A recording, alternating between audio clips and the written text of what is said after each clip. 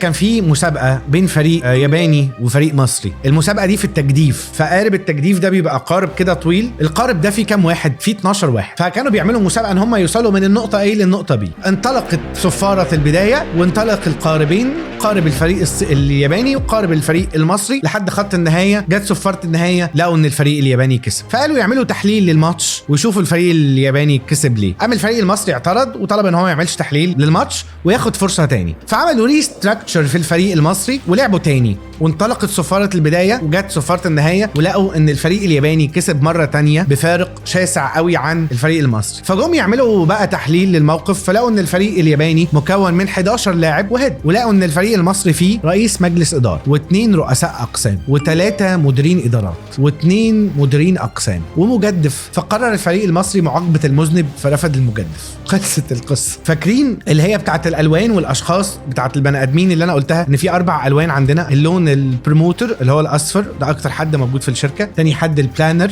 اللي هو بيعرف يخطط. تالت حد البرودكتور اللي هو بينفذ. اللي أنا قلته يبقى فيه أقل عدد منه في الشركة. ده ما ينفعش يكون على سكيل البيزنس بتاع التجديف مثلا. ما ينفعش يكون أنا شركة فيها 15 واحد قاعدين في الشركة هم بيعملوا بلاننج وبيعملوا بروموشن وبيعملوا وعندي واحد بس في الفيلد، وهو مش هيجيب نتيجة. المفروض لما بستارت اب بيزنس او انا في تشالنج المفروض العكس. المفروض كلنا نبقى ان فيلد، كلنا نبقى تحت، كلنا نبقى برودكت، كلنا نبقى منفذين، كلنا نبقى بنساعد بعض عشان نكبر، عشان مبقاش في واحد فوق هو اللي بيعمل البلاننج، او يبقى في واحد فوق هو اللي بيعمل البلاننج، واحد فوق هو اللي بيعمل البروموشن، لكن الباقي ده اون جراوند، الباقي على الارض بيفايت عشان يكسب، بيفايت عشان يجيب نتيجه. فانت بتعمل ستراكشر في التيم بتاعك وانت بتبدا لازم تفكر في الناس اللي تحت. طبعا لازم تفكر في الناس اللي فوق اللي بيعملوا بالبلان والستراكشر، بس اهم في الناس اللي في الحرب. هو مين اللي بيحارب؟ ما فيش 17 واحد قاعدين في المكاتب، واحد بس عجبها، هنخسر يا بيه، هناخد على وشنا.